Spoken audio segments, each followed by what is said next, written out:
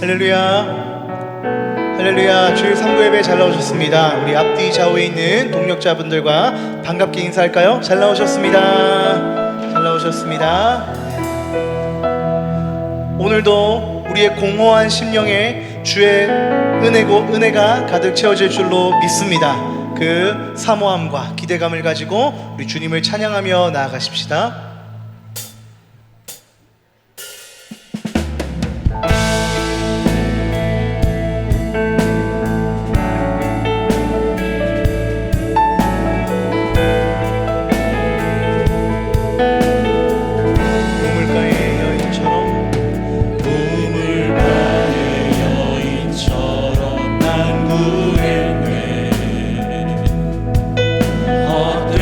헛되고 헛된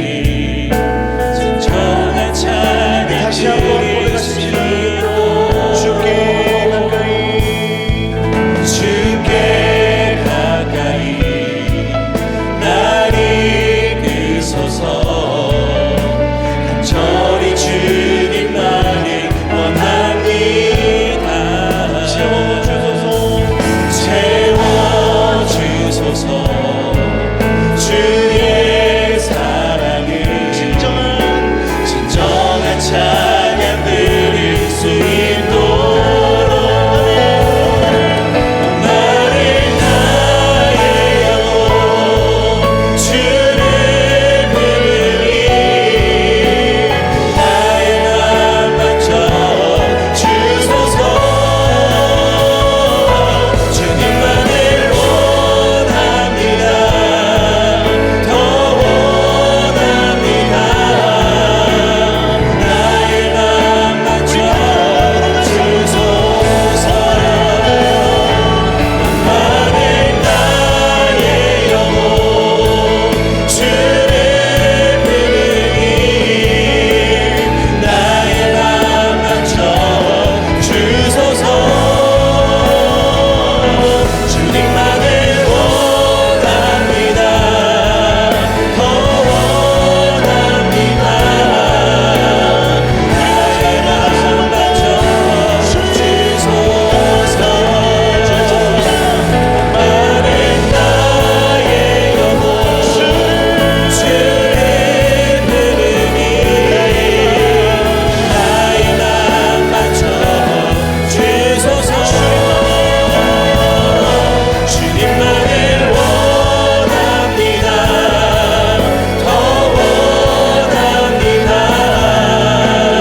나의 맘 만져 주소서 우리의 마음을 회복시켜 주님께 영광의 박수, 찬양의 박수 올려드리십시다. 할렐루야.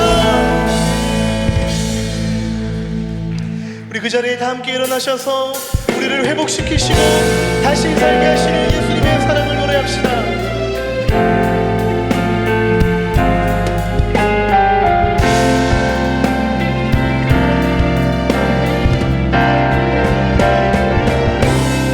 흐르는 시간이 한숨만 남기고 반복된 실패 속 지쳐갈 때 내 맘의 소망이 눈물 조각 될 때 내 곁에 다가와 부르시네 주님의 시선 나를 비추시고 상처난 내 맘 만지시네 말씀하시고 회복해 가시네 주의 사랑이 다시 살게 하시네 흐르는 시간이 한숨만 남기고 반복된 실패 속 지쳐갈 때 내 맘의 소망이 눈물 조각 될 때 내 곁에 다가와 부르시네 주님의 시선 나를 비추시고 상처난 내 맘 만지시네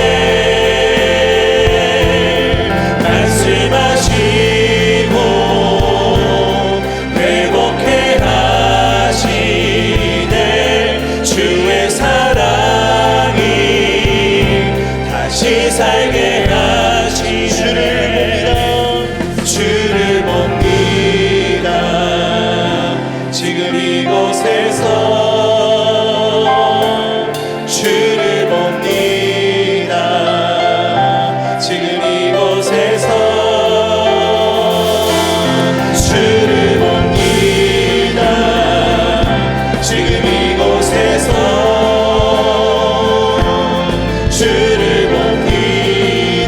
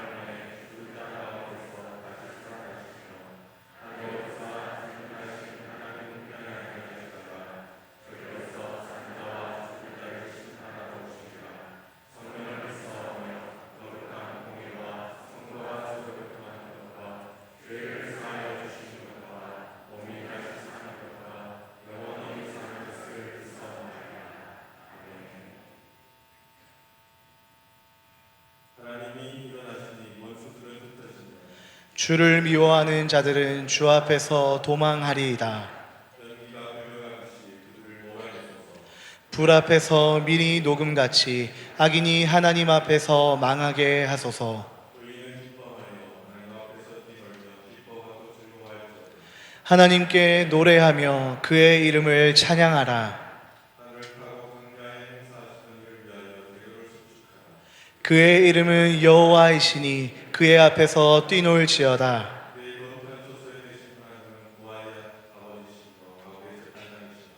하나님이 고독한 자들은 가족과 함께 살게 하시며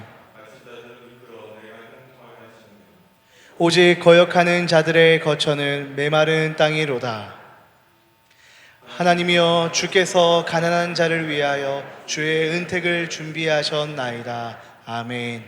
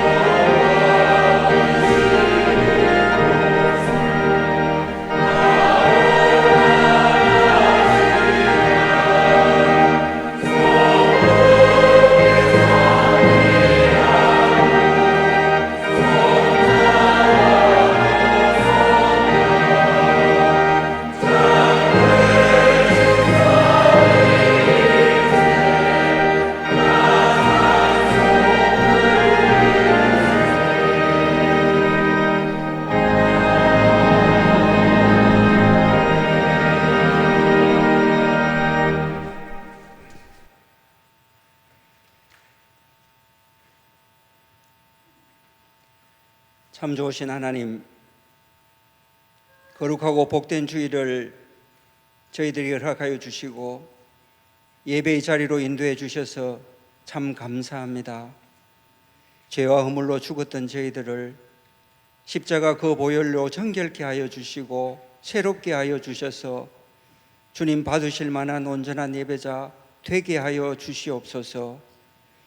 주 오심을 고대하며 기다렸던 갈릴리 사람들처럼 주의 날을 기다리며 말씀의 은혜를 기다리며 주님 주실 은혜를 기다렸을 저희 성도들에게 이 시간 하나님 나라의 평안을 주시옵소서. 말씀의 은혜를 주시옵소서. 말씀의 은혜와 구원의 그 감격으로 세상의 빛과 소금된 삶을 살아내게 하여 주시옵소서. 주님, 오늘도 말씀의 사자로 담임 목사님을 세워주셔서 참 감사드립니다. 영육간의 강건함을 주시옵소서. 많은 사람을 옳은 대로 돌아오게 하는 별과 같은 목자 되게 하여 주시옵소서. 하나님 말씀을, 성경을 풀어주실 때에 우리의 마음을 뜨겁게 하시고 놀라운 은혜를 체험하게 하시며 믿음이 너를 구원하였으니 평안히 가라는 주의 음성을 듣게 하여 주시옵소서.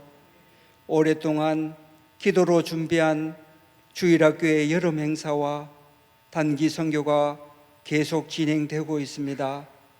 은혜에 참 받을 좋은 날씨를 허락해 주시고 오고 가는 먼 여정들을 우리 주님께서 지켜주시고 강사 목사님을 통하여 받은 그 말씀으로 더 부흥하는 주일학교, 부흥하는 청년 부서들 되게 하여 주셔서 참 날마다 그 영혼들이 새롭게 하여 주시고 세상을 복되게 하는 다음 세대들 되게 하여 주시옵소서. 선교지와 선교사님들의 삶을 지켜주시고 무더운 여름날 제 믿음의 선배 어르신들의 건강을 우리 주님 지켜주시며 모든 성도들 성령 안에서 하나 되는 아름다운 내일 교회 공동체 되게 하여 주시옵소서. 주님, 주님의 옷깃만 만져도 나음을 얻을 것이라는 믿음 우리 성도들에게도 주셔서 중한 질병으로 은혜를 구하며 관계적 문제로 가슴 아파하며 경제적 어려움으로 참 주님의 은혜를 구하는 저희 성도들에게 회복함과 평안함을 주시기를 간절히 기도드립니다. 주님, 오늘도 주의 몸된 교회를 충성으로 섬길 때 사랑 가운데 잘 감당하게 하여 주시옵소서. 구별된 자리에서 하나님의 성호를 찬송하는 성가대의 찬양을 받아주시며 교회의 저소에서 드리는 예배와 보이지 않는 곳에서 예배를 위해 헌신하시는 모든 성도의 수고를 우리 주님 받아주시옵소서. 교회 가운데 예배드리는 한 분 한 분 위에 성령님 임재와 주님 주시는 평안이 가득하기를 원하며 예수 그리스도의 이름으로 기도드렸습니다. 아멘.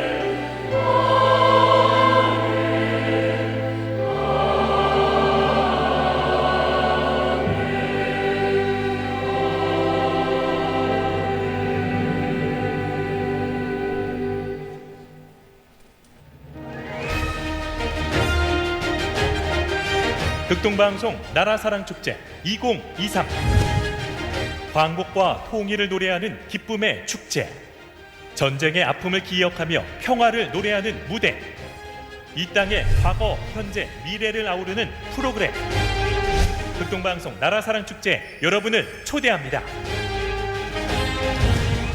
매년 8.15 광복절을 맞아 열리는 나라사랑축제는 극동방송 전국 13개 지사 650여 명의 어린이 합창단이 모여 노래와 춤, 퍼포먼스를 통해 대한민국의 통일을 기도하는 뜨거운 찬양의 자리입니다.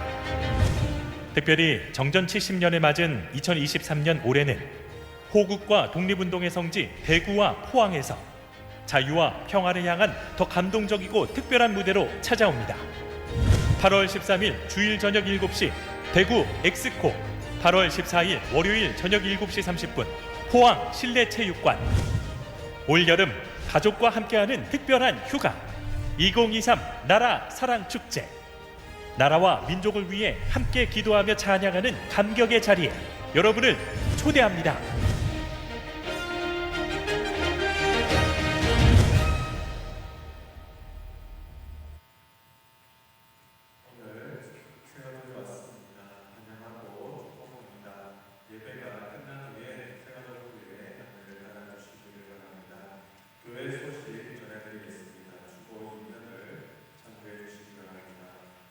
주일 광고입니다. 방송실장을 구하고 있습니다. 자세한 내용은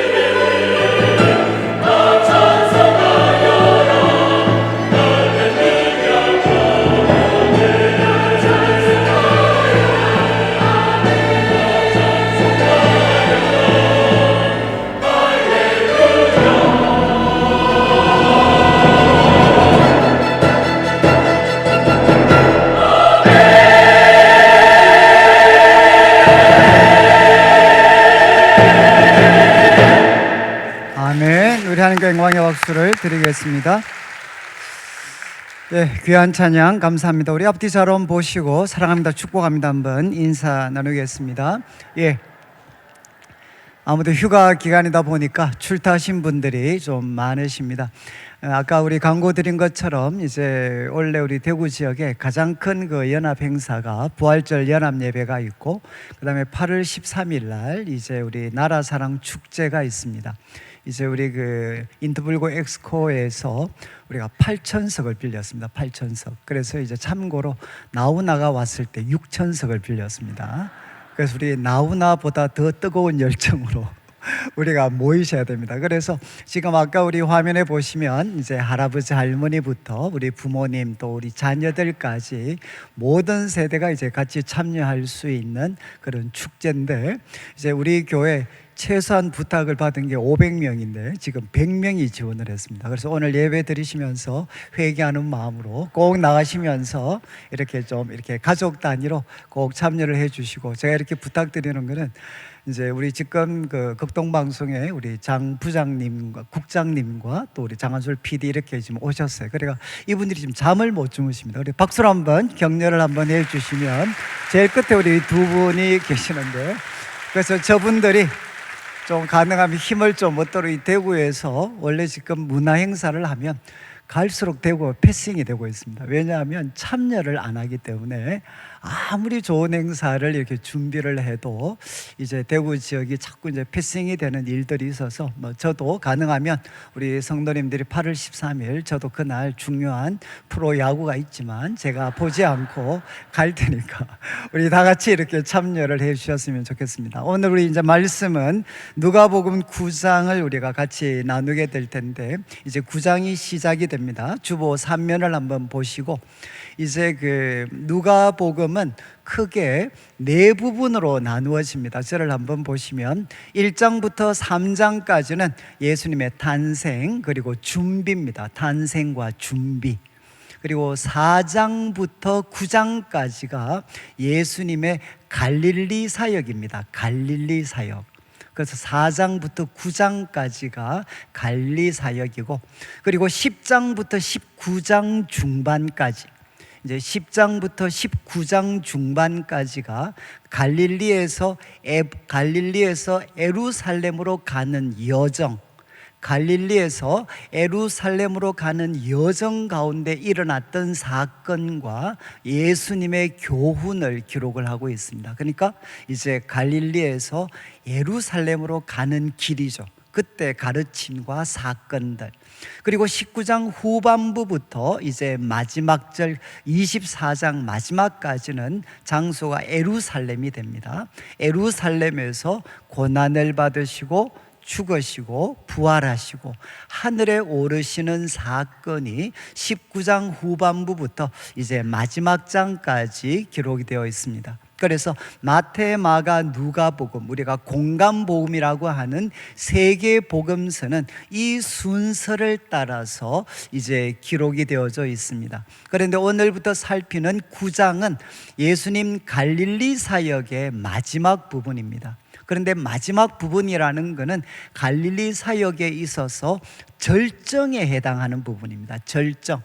그래서 우리가 익숙한 아주 중요한 사건을 다루는데, 오늘은 우리가 오병이어 사건을 다루게 되고, 그리고 그 다음 주는 베드로의 신앙 고백을 다루게 됩니다. 그리고 그 다음 주는 변화산에서 예수님이 영광스러운 모습으로 바뀌어지시는 사건들을 우리가 계속해서 살피게 됩니다. 이런 흐름들을 좀 기억하시고, 이제 오늘은 세 가지 사건을 우리가 살피게 되는데, 1절부터 6절까지는 예수님께서 12명의 제자들을 이제 전도 여행으로 파송하시는 장면입니다. 그런데 이 내용은 10장에 예수님께서 또 70인을 파송하시는 내용이 나오는데, 그때 조금 상세하게 다루고 오늘은 좀 우리가 가볍게 지나가도록 하겠습니다. 그리고 7절부터 9절까지는 이제 누구를 소개하느냐? 헤롯 왕입니다. 헤롯 왕. 헤롯 왕이 예수님의 소문을 듣고 어떻게 반응했는가 하는 것을 먼저 소개를 합니다. 그런 후에 10절부터 17절 이제 오병이어 사건, 예수님께서 떡 5개와 물고기 2마리로 남자만 5,000명 되는 사람들을 먹이시는 장면입니다. 예수님께서 행하신 표적과 기사 중에 가장 대표적이기 때문에 4개 복음서에 다 기록이 되어져 있습니다. 그런데 마태, 마가, 누가 이 3사람은 이 사건을 다 헤롯 왕과 관계된 사건과 연관시켜서 이제 이 오병이어 사건을 기록을 합니다. 저는 이제 미술을 잘 못하지만 미술로 표현한다면 여러분 가장 나타내고 싶은 중심적인 그런 그림이 있으면 바로 밖에 배경을 먼저 깝니다. 그래서 그 배경을 기본으로 해서 나타내고 싶은 내용을 표현하는 것처럼 이제 이 복음서 기자는 예수님의 오병이어와 관계되는 사건을 헤롯 왕의 사건을 배경으로 해서 우리가 볼 수 있도록 돕고 있습니다. 자, 그러면 이제 1절 말씀을 한번 보시죠. 1절 말씀, 예수님께서 12제자를 이제 함께 부르십니다. 함께 부르셔서 첫 번째 무엇을 하시느냐? 이제 능력과 권위를 주십니다. 능력과 권위. 능력은 할 수 있는 힘입니다. 무언가를 할 수 있는 힘. 이제 우리가 쉽게 이해할 수 있는 이 권위라는 말이 조금 이해가 어렵습니다. 어디에는 권위, 또 다른 번역에는 권세, 같은 단어입니다. 엑수시아라고 해서 권위라고 번역을 하기도 하고 권세라고 번역하기도 하고. 그런데 뜻이 뭔가 하면 합법적으로 부여된 힘입니다. 합법적으로 부여된 힘. 그러니까 이것은 뭔가 하면 할 수 있는 자격입니다. 자격. 힘, 능력이 할 수 있는 힘이라면 권위, 권세는 할 수 있는 자격과 관계가 됩니다. 이제 이걸 여러분들이 쉽게 이해할 수 있는 것은 지금도 우리가 교통 위반, 과속 같은 걸 하다가 이제 교통경찰을 만납니다. 그러면 교통경찰이 딱 손을 들면 여러분 우리는 멈추게 되죠. 여러분 왜 멈춥니까? 지금 차가 막 달려오다가 지금 그 차를 멈출 수 있는 물리적인 힘이 경찰에게 있기 때문이 아닙니다. 더 큰 힘이 있어서 차를 세우는 게 아니라 그가 하나 표시를 하면 경찰에게 부여된 힘 때문에 우리는 그 앞에 차를 세우게 되죠. 이게 뭔가 하면 권위, 권세입니다. 예수님께서는 이제 12제자들에게 능력과 권위를 주셨는데 무엇과 관계가 되는 것이냐? 2가지입니다. 모든 귀신을 제어하고 그리고 병을 고치는 능력과 권위를 주셨습니다. 그런데 이 2가지 표현은 우리 8장의 사건을 우리에게 연상을 시키죠. 8장에 예수님께서 누구를 고치셨습니까? 바로 그라사의 광인을 고쳐주셨습니다. 군대 귀신으로부터 그 사람을 건져주셨죠. 그러니까 이제 모든 귀신을 제어할 수 있는 능력과 권위가 우리 예수님이 가지고 계시는데 그것을 제자들에게 주셨다는 겁니다. 그리고 또 하나, 예수님께서는 야이로의 죽은 딸을 살리셨죠. 그리고 혈루증으로 12년 고통당하는 여인을 고쳐주셨습니다. 우리 예수님께서는 병을 고치는 능력과 권위를 갖고 계셨는데 이것을 제자들에게 주셨다는 겁니다. 예수님께서는 제자들을 부르셔서 첫 번째 능력과 권위로 무장시켜 주셨습니다. 그리고 2절을 보시면 예수님께서는 이제 그들을 보내십니다. 무엇하라고? 2가지입니다. 하나님의 나라를 전파하고 그리고 병든 자를 고치게 하려고 예수님은 내보내셨다, 파송하셨다는 겁니다. 그런데 하나님의 나라를 전파했다. 이 하나님의 나라는 죽어서 가는 천국이 아닙니다. 죽어서 가는 나라뿐만 아니라 여러분 예수님께서 이 땅에 오셔서 시작된 하나님의 통치와 다스리심, 예수님이 오셔서 시작된 하나님의 통치와 다스리심, 이게 뭔가 하면 하나님의 나라인데 이 하나님의 나라를 전파하도록 그리고 병든 자를 고치도록 내보내셨습니다. 그런데 3절부터 5절까지는 내보내시면서 파송하시면서 세 가지 당부의 말씀을 합니다. 3절을 보시죠. 3절에 예수님께서 먼저 휴대용품에 대해서 어떤 교훈을 주십니까? 한마디로 아무것도 가지지 마라. 아무것도. 지팡이는 무엇입니까? 고대인들에게는 자기를 보호할 수 있는 일종의 무기와 같은 거였습니다. 그런데 지팡이 가지지 마라. 그리고 배낭, 양식, 돈, 2벌 옷. 여러분, 여행한다면 누구에게나 필요한 이 모든 것들 예수님께서는 가지지 마라, 이렇게 교훈을 하셨습니다. 여러분, 예수님께서 이 교훈을 주신 목적이 무엇이겠습니까? 그러면 제자들은 어떻게 해야 되죠? 그들이 지팡이도 배낭, 양식, 돈, 2벌 옷도 가지지 않으면 그들이 해야 되는 것은 무엇이냐? 바로 전적으로 하나님 한 분만 의지하는 겁니다.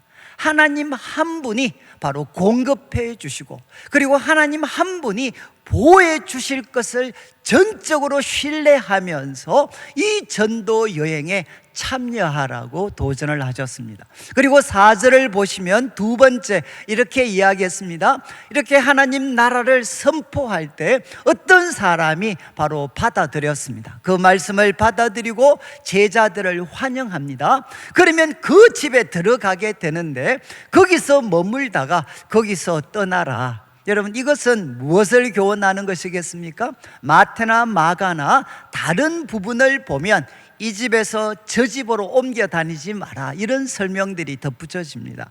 여러분, 이렇게 생각하시면 돼요. 제가 어디에 전도하러 갔는데 그 집에는 환영하더니만 저한테 전심으로 비빔밥을 대접해 주셨습니다. 그런데 그 다음 날 또 집에 가서 복음을 전했는데 환영을 하셨어요. 그리고 그날은 고기를 사주셨습니다. 그럼 제가 어느 집으로 옮겨야 되겠습니까? 이제 비빔밥에서 고깃집으로 옮겨야 되겠죠. 바로 이런 짓 하지 마라. 아시겠습니까? 좋은 대우 찾아서 옮겨 다니지 마라, 이렇게 예수님이 당부하셨어요. 그리고 5절을 보시면 그렇지만 거부하는 사람이 있습니다. 영접하지 않으면 그 성에서 떠날 때 발에서 먼지를 털어버려라. 그들에게도 증거를 삼아라. 이것은 무엇이겠습니까? 바로 복음을 전했는데, 하나님의 나라를 전했는데 그들이 거부하면 여러분, 용기를 잃지 마라. 대신 당당하게 발에서 먼지를 털어버려라. 그런데 이것은 유대인들이 언제 했던 행동이냐? 이방 지역을 지나다가 다시금 이스라엘 땅으로 올 때 그들이 했던 행동입니다. 그러면 발에서 먼지를 털어버리는 것은 첫 번째는 상관이 없다라는 것을 나타내는 표현입니다. 여러분, 내가 밟았던 그 이방 땅은 하나님의 땅과는 상관없는 지역입니다. 그리고 또 하나, 하나님과 하나님의 백성과 상관이 없는 지역이기 때문에 하나님의 준엄한 심판의 대상이 된다라는 것을 나타내는 행동이 발에서 먼지를 털어버리는 것입니다. 이렇게 행동해라. 그래서 예수님께서는 제자들, 이제 주님께서 주신 능력과 권위를 가지고 하나님 나라를 전파하고 병든 자를 고치기 위해서 보냄을 받는 제자들한테 세 가지 당부를 주셨습니다. 그리고 6절 말씀을 보시면 이제 제자들은 나가서 각 마을에 두루 다니게 됩니다. 뒤에 나오는 두 가지 표현은 분사입니다. 분사. 이제 제자들은 순종했습니다. 각 마을에 두루 다니는데 무엇하면서? 곳곳에서 복음을 전하면서, 곳곳에서 복음을 전하면서, 또 하나는 병을 고치면서 그들은 두루 각 마을에 다니게 됩니다. 여러분, 이 제자들의 모습, 예수님께 보내심을 받은 제자들의 모습은 우리가 회복해야 될 우리들의 모습이 됩니다. 이 내용은 우리가 10장을 다룰 때 한 번 더 제가 말씀을 드리도록 하겠습니다. 그러면 이제 7절을 보시죠. 7절, 이제 제자들이 두루 나가서 복음을 전하고 병자들을 고쳤습니다. 그때 7절 말씀, 분봉왕 헤롯, 이제 갈릴리 지역을 다스리고 있었던 분봉왕 헤롯이 이 모든 일을 듣게 됩니다. 그리고 그가 예수님이 얼마나 놀라운 존재인가 하는 것을 그가 알게 됩니다. 여러분, 이제 제자들의 그 행동을 통해서, 전도 여행을 통해서 이제는 분봉왕 헤롯까지도 예수님을 알게 되는 일이 일어났을 때 그가 보인 반응이 무엇이냐? 성경은 한마디로 심히 당황하였다. 당황하였다. 이 뜻은 심히 불안해했다는 겁니다. 여러분, 예수님의 소문을 들은 분봉왕 헤롯은 심히 두려워했다. 그런데 이유를 두 가지로 설명합니다. 먼저는 백성들이 예수님을 향해 보였던 반응입니다. 백성들이 지금 예수님의 하신 일들을 듣고 보면서 뭐라고 이야기했느냐? 어떤 사람은 요한이 죽은 자 가운데서 살아났다. 여러분, 얼마 전 이스라엘 백성에게 놀라운 하나님의 말씀을 전했고 수많은 사람들이 혹시 그리스도가 아닌가라는 기대까지 가졌던 그 요한, 그러나 그 요한은 죽었습니다. 그런데 그 죽은 요한이 다시 살아났다. 이렇게 백성들이 예수님이 하시는 일을 보고 이런 반응을 보였습니다. 그리고 9절을 한번 보시면, 그런데 왜 백성들이 이런 이야기를 할 때 왜 지금 분봉왕 헤롯이 당황했느냐? 9절 말씀, 헤롯이 이렇게 독백처럼 이야기하죠. 요한은 내가 목을 베었는데. 여러분, 누가 지금 세례 요한의 목을 베었습니까? 그것은 바로 헤롯 자신이죠. 내가 지금 요한의 목을 베었는데 이제 이런 일이 들리다니 도대체 이 사람 누구냐 하면서 그를 보고자 했습니다. 여러분, 헤롯이 예수님 만났으면 무엇을 하려고 했겠습니까? 요한에게 했던 것처럼 했겠죠. 여러분, 요한이 심히 불안해하고 당황한 것은 두 가지 이유 때문이었어요. 하나는 백성들의 반응, 야, 죽은 요한이 살아났다.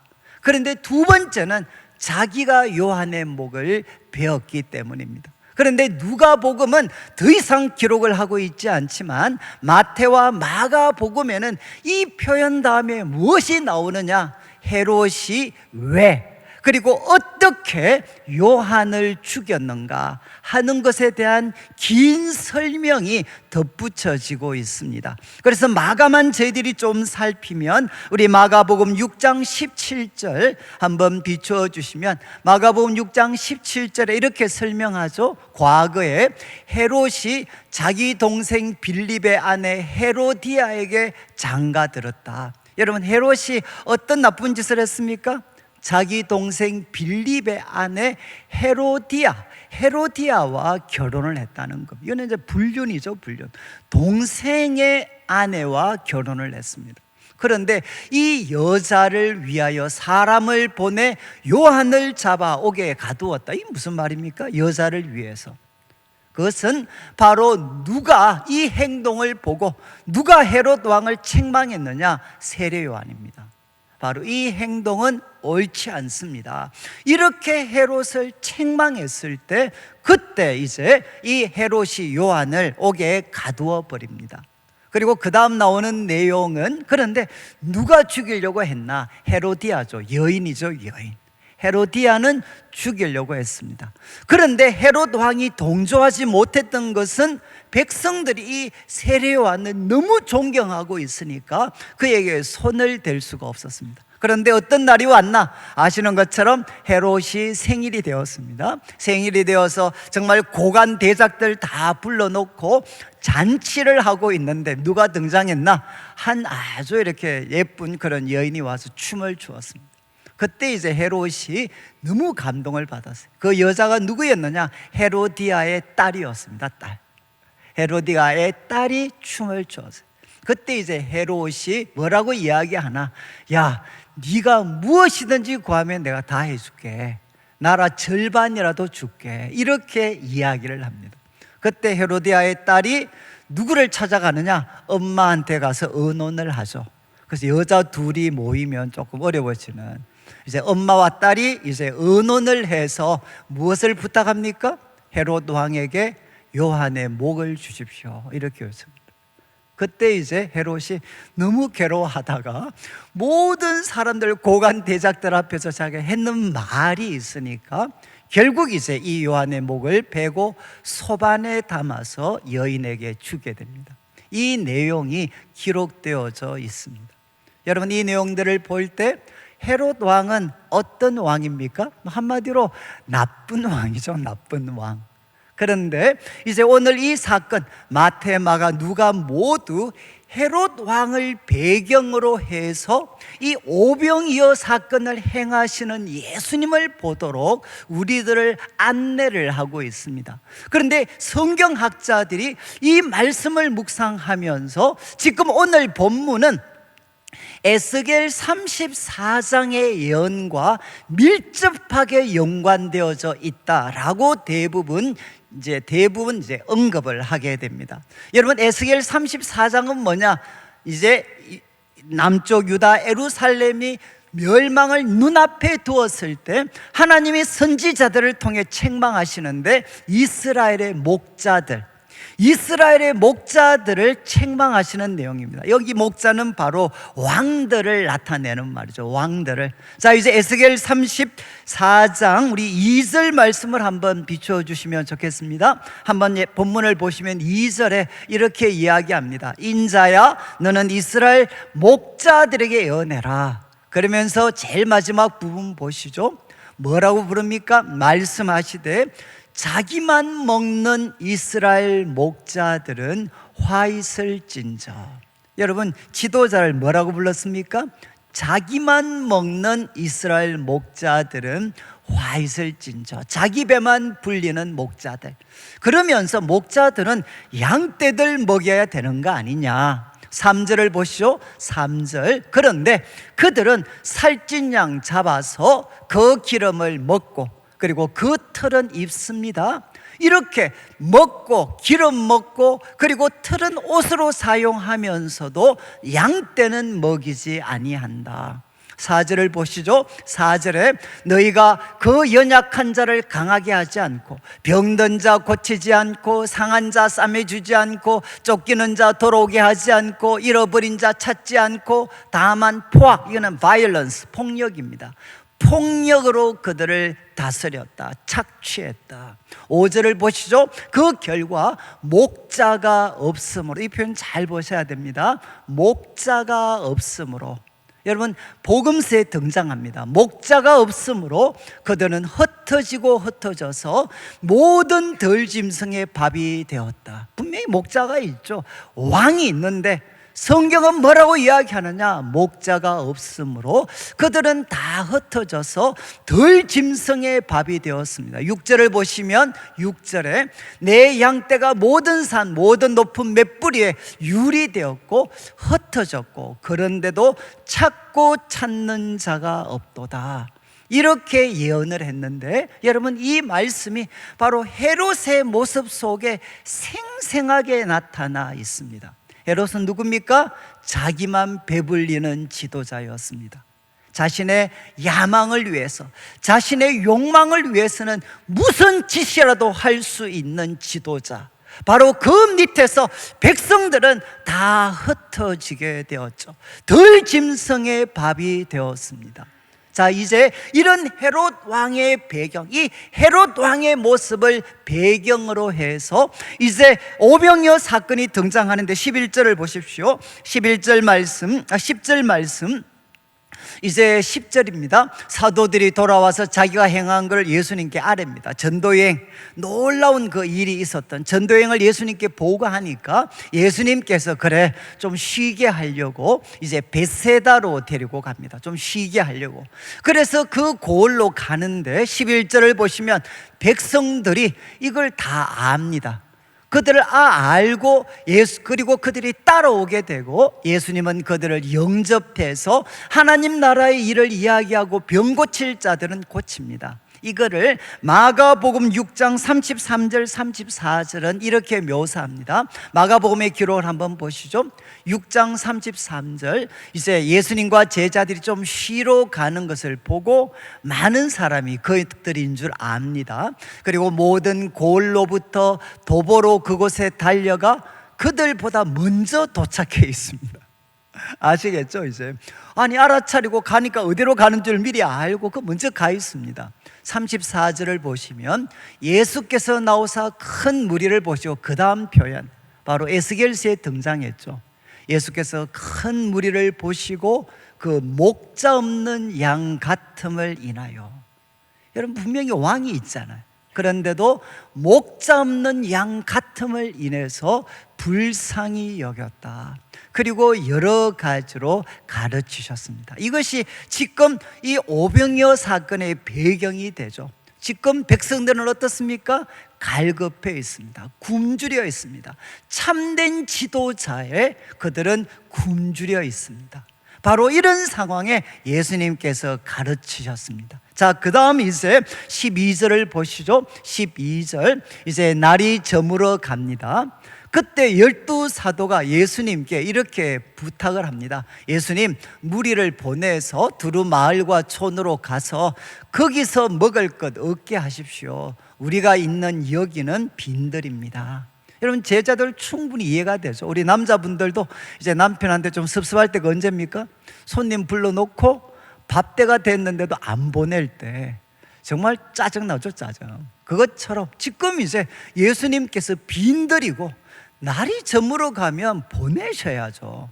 그런데 지금 예수님이 데리고 있습니다. 그러니까 제자들이 빨리 좀 보냅시다. 여기는 먹을 것도 없고 날도 저물었고 빈들입니다. 자, 그런데 13절 예수님이 말씀을 하십니다. 너희가 먹을 것을 줘라. 이거 뭐 정말 이렇게 여기는 뭐 더 심해지시죠.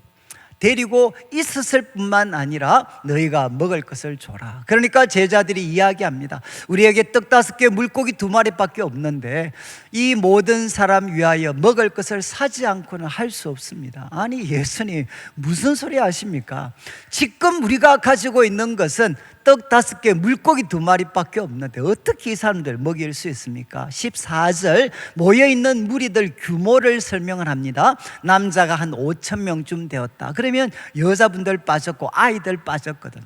그러니까 어마어마한 숫자죠. 거의 한 2만 명에 가까울 수 있는 어마어마한 숫자가 그곳에 있었습니다. 그리고 예수님이 제자들한테 한 50명씩 앉히도록 합니다. 그리고 15절을 보시면 이제 제자들이 그렇게 순종을 했고 16절, 이 16절 말씀은 꼭 기억하셔야 됩니다. 예수님께서 어떻게 놀라운 표적을 이루셨나? 첫 번째는 떡 5개와 물고기 2마리를 가지셨습니다. 여러분, 예수님께서는 무에서 유도하실 수 있지만 예수님은 떡 5개, 물고기 2마리를 가졌습니다. 이것은 무엇이죠? 제자들이 가지고 있다고 했던, 그런데 요한복음 6장 8절을 보면 어린아이 한 사람이 가졌던 것이고 안드레가 찾아서 예수님 앞에 가져온 것, 바로 떡 5개, 물고기 2마리, 이건 1인분입니다. 1인분의 식사. 예수님께 갖고 왔는데, 그리고 우리가 갖고 있다고 했는데 예수님께서는 그것을 가지셨습니다. 두 번째, 예수님께서는 하늘을 우러러 축사하셨습니다. 이 축사라는 것은 영어 번역도 2가지인데 하나는 뭔가 하면 감사하셨어요. 감사. 여러분 5,000명, 남자만 5,000명인데 그때 1인분의 식사를 가지시고 예수님이 감사를 하셨습니다. 또 다른 번역은 blessed, 예수님이 복을 빌어주십니다. 예수님 감사하시고 복을 빌어주셔요. 그리고 세 번째는 떼어서 잘 보시죠. 제자들에게 주어 무리에게 나누어 주게 하셨다. 여러분, 예수님이 직접 무리들에게 주셨습니까? 아니면 제자들에게 주어서 제자들이 무리들에게 나누어 주었습니까? 여기는 명확하게 표현을 하죠. 제자들에게 주셨습니다. 그래서 무리들에게 나누어 주도록 만드셨습니다. 그때 이제 17절 이렇게 하셨을 때 여러분, 그 많은 무리들이 먹고 다 배부르게 됩니다. 그리고 남은 조각을 12바구니에 거두게 됩니다. 여러분, 이 말씀을 보니까 우리 예수님은 어떤 왕이십니까? 우리 예수님은 어떤 왕이시죠? 좋은 선한 왕이시죠. 그런데 에스겔 34장 이제 13절부터 한번 보십시오. 에스겔 34장 13절, 이제 이 악한 왕에게 고통당하는 백성들, 예수님이 하나님이 책망하신 다음에 약속을 하십니다. 내가 그들을 다시금 돌아오게 하겠다는 겁니다. 내가 다시금 그들을 찾아서 이스라엘에 돌아오게 할 거다. 그리고 14절을 보시죠.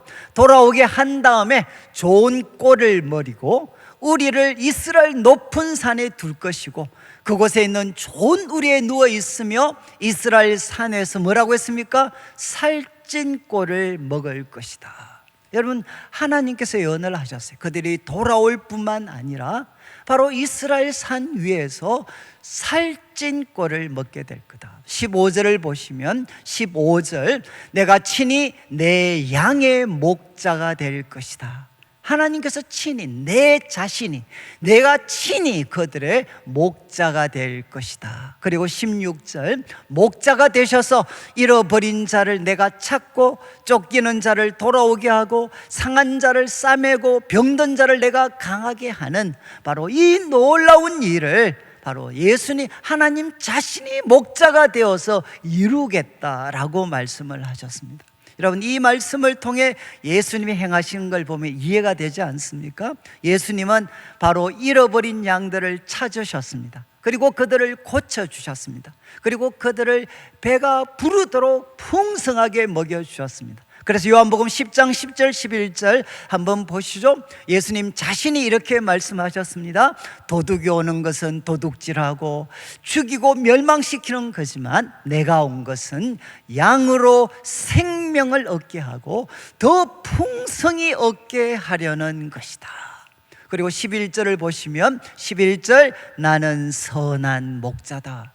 바로 내가 양들을 위하여 목숨을 버린다라고 예수님께서 선언하셨죠. 제가 오늘 이 에스겔서의 말씀을 좀 이렇게 조금 복잡하게 설명을 드린 것은, 저는 이 오병이어 사건을 대할 때마다 우리 예수님이 이렇게 놀라운 능력을 갖고 계시는구나, 저는 항상 그렇게 생각을 했습니다. 그런데 에스겔서의 말씀, 제가 여러 가지 신학적인 자료들을 통해서 에스겔서 34장 그리고 또 이 헤롯 왕을 배경으로 이 오병이어 사건을 대했을 때 제가 비로소 깨닫게 된 게 무엇이냐, 예수님의 능력뿐만 아니라 바로 선한 목자이신 그분의 사랑.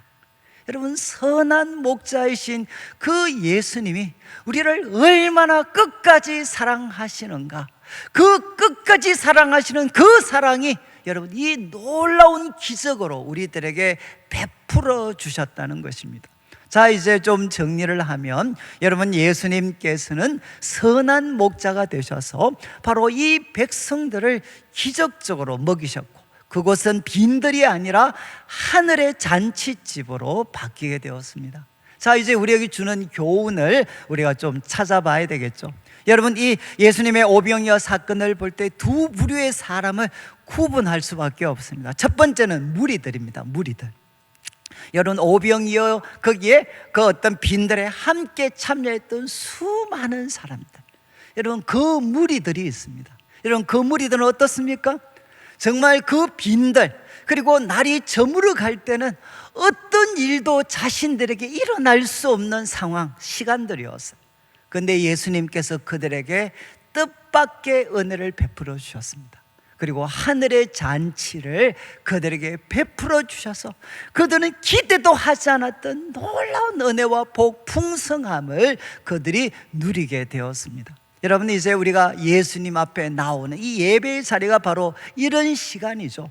여러분, 우리는 어쩌면 기대하지 않고 왔을 수 있는데, 그리고 빈들, 그리고 날이 저물어 가는 것 같은 시간이었는데, 우리 주님께서는 선한 목자가 되셔서 바로 우리들에게 이 하나님 잔치의 풍성함을 우리들에게 베풀어 주시는 분이십니다.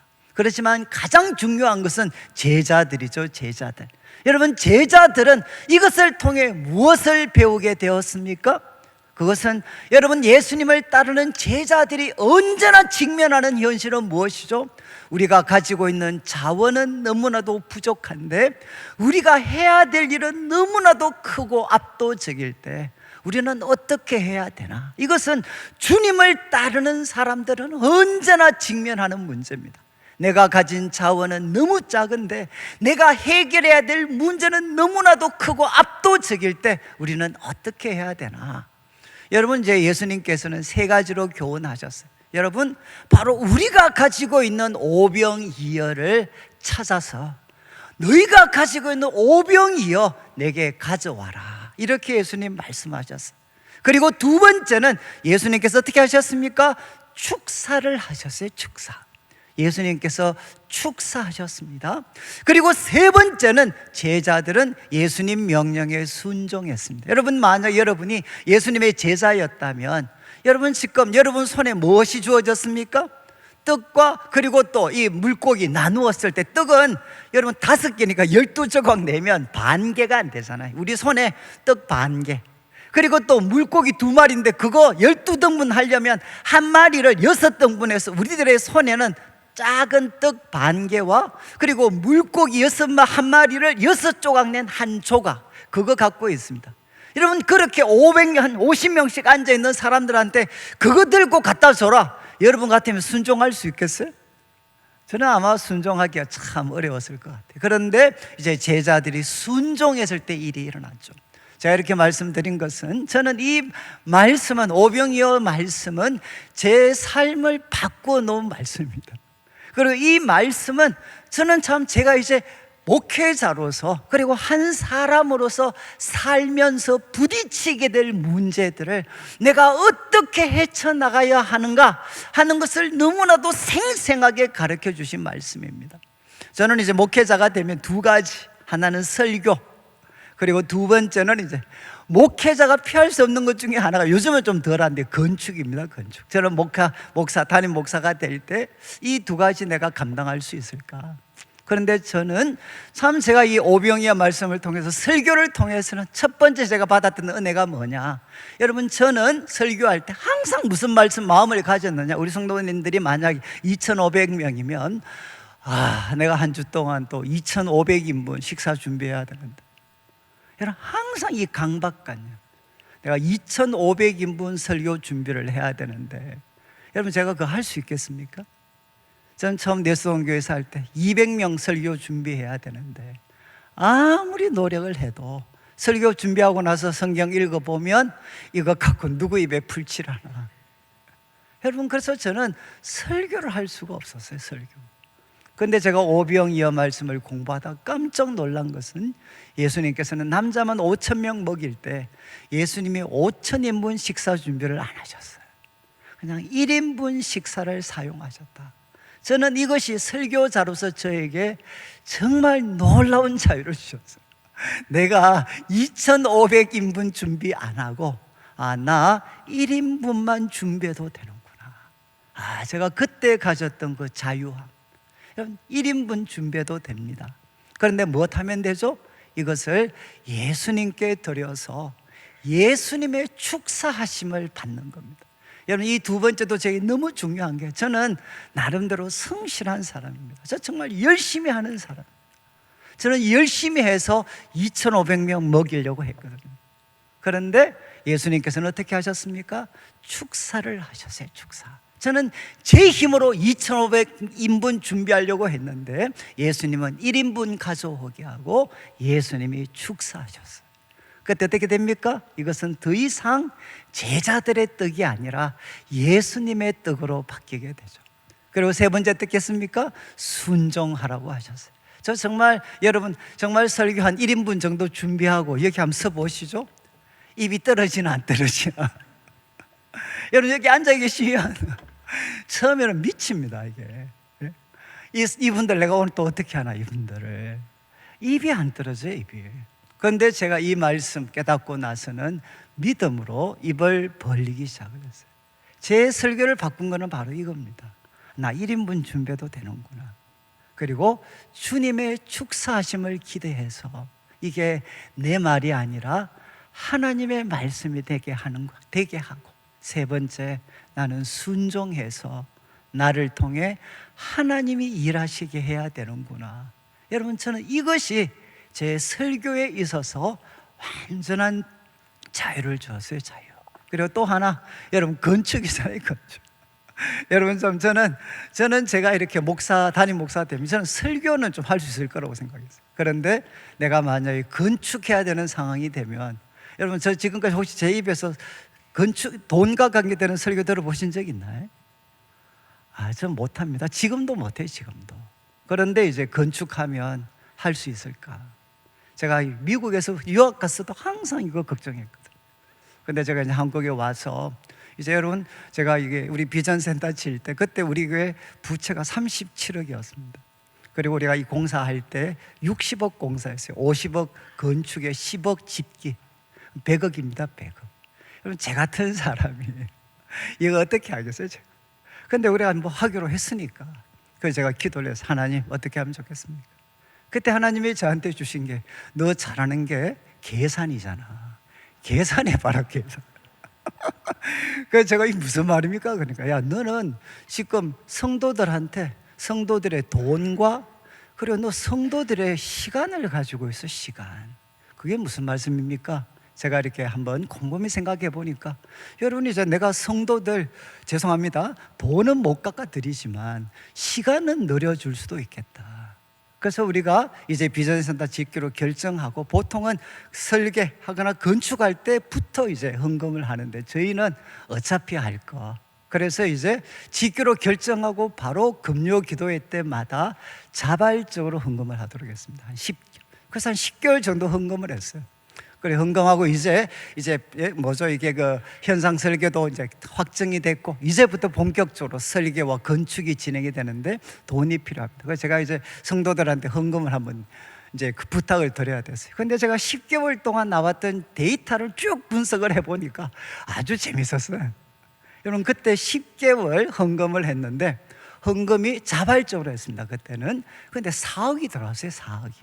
근데 제가 몇 가정이 동참을 했나 보니까 여러분 이제 100가정이 참여를 했어요. 자발적으로 10개월 참여해서 이제 4억이 헌금이 들어왔더라고요.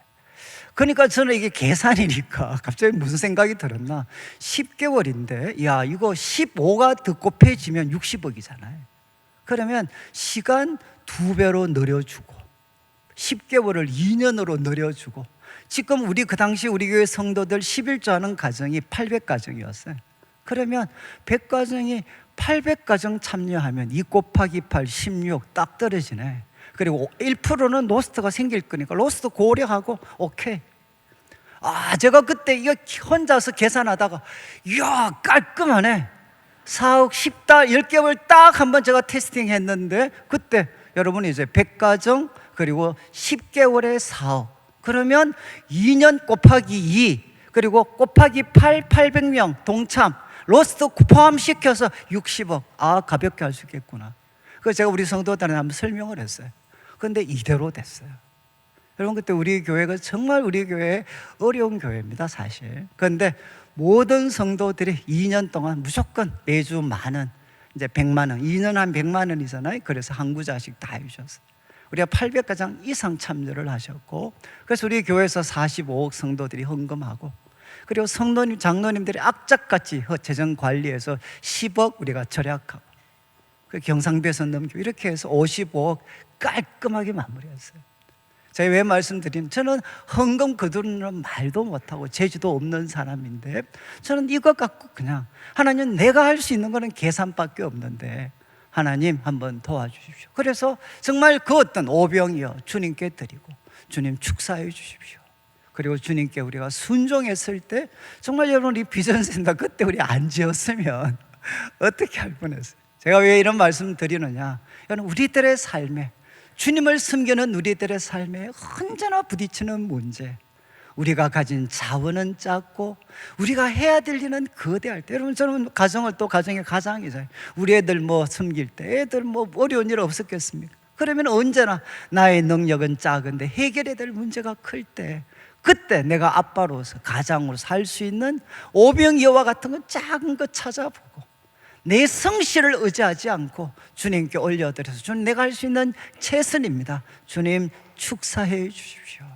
주님의 축사하심을 갈망하고 정말 이해되지 않지만 순종의 걸음을 내디딜 때 하나님이 일하시는 은혜를 저는 조금씩 맛보며 살아왔습니다.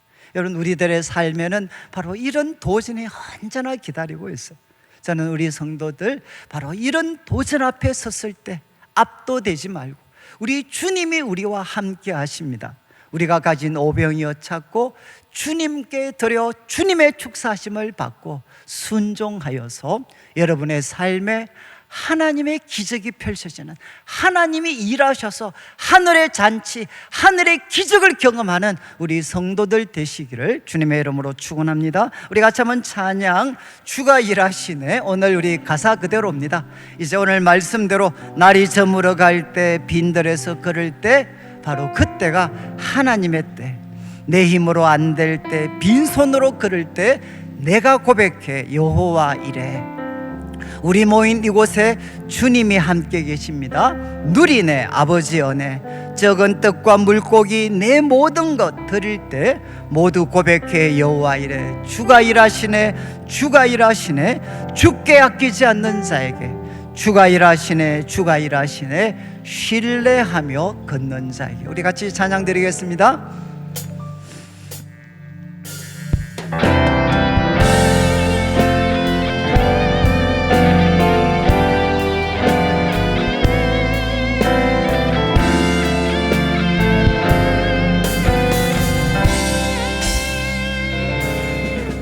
날이 저물어 갈 때, 빈들에서 걸을 때, 그때가 하나님의 때.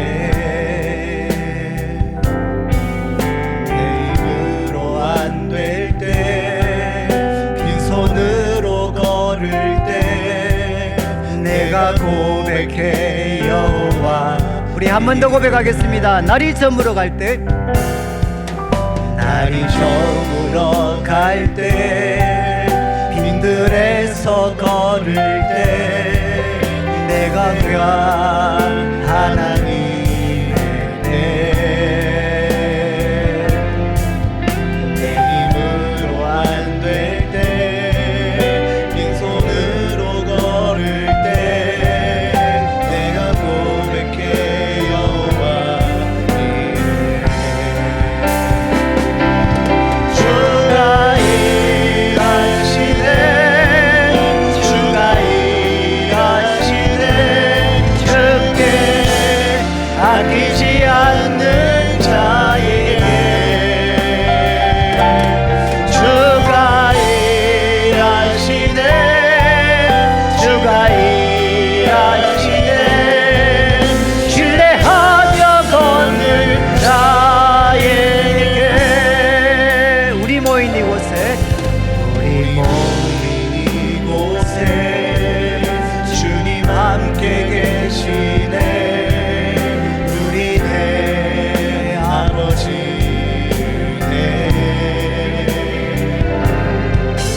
적은 떡과 물고기 내 모든 걸 드릴 때 모두 고백해 여호와 이래. 주가 일하시네, 주가 일하시네. 주께 아끼지 않는 자에게 주가 일하시네, 주가 일하시네. 신뢰하며 걷는 자에게 주가 일하시네. 주가 일하시네, 주가 일하시네. 주께 아끼지 않는 자에게 주가 일하시네, 주가 일하시네. 신뢰하며 걷는 자에게. 우리 같이 한번 기도드리겠습니다. 일어나셔서 하나님, 제 삶에도 빈들에서 걸을 때 내 힘으로 안 될 때가 있습니다. 그러나 우리와 함께 계시는 주님을 바라보며 내 오병이어를 찾고 주님의 축사하심을 받고 순종하겠습니다. 주님, 내 삶에 주님이 일하여 주시옵소서. 기도해 주시고, 우리 극동방송 또 우리 나라사랑 축제를 위해서 여러분들이 기도해 주시고, 하실 수 있으면 우리가 같이 협조해 주셔서 또 대구가 다시 한번 주님을 영광스럽게 찬양하는 놀라운 일이 있도록 우리가 꼭 많이 또 참여해 주시면 좋겠습니다. 함께 기도드리겠습니다.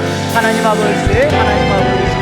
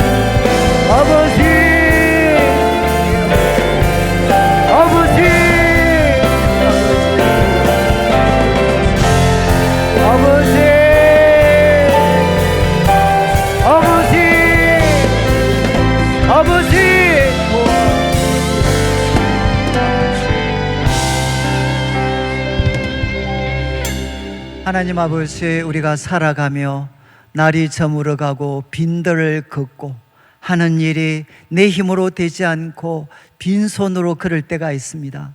그때가 하나님의 때인 줄 믿습니다. 우리 성도들 주님 앞에 오병이어를 드리고 주님 축사하시고 우리 순종할 때 하나님께서 우리 성도들의 삶 가운데 역사하여 주셔서 하나님의 기적이 펼쳐지고 하늘의 잔치가 펼쳐지는 귀하고 복된 삶이 되게 하여 주옵소서. 주님 앞에 귀한 예물 드립니다. 주님 험량하시고 모든 것 주님 앞에 드린 성도들에게, 주의 나라와를 구하는 주의 백성들에게 약속하신 대로 모든 것을 더하여 주시옵소서. 13일에 있는 나라사랑 축제 위에도 함께하여 주셔서 대구 성도들이 함께 모여 주님을 찬양할 때 이 도시에 하나님이 일하시는 놀라운 역사가 펼쳐지게 하여 주시옵소서. 감사를 드리며 예수님의 이름으로 기도드립니다. 아멘. 지금 우리 주 예수 그리스도의 크신 은혜와 하나님 아버지의 극진하신 사랑과 성령 하나님의 감동 감화 위로하시고 교통하심이 우리의 오병이어를 드리고 주님의 축사하심을 받고 순종하여서 하늘의 잔치, 하나님의 기적이 펼쳐지는 삶 살기를 다짐하는 모든 주의 백성들 위해 지금부터 영원토록 함께 있을지어다. 아멘.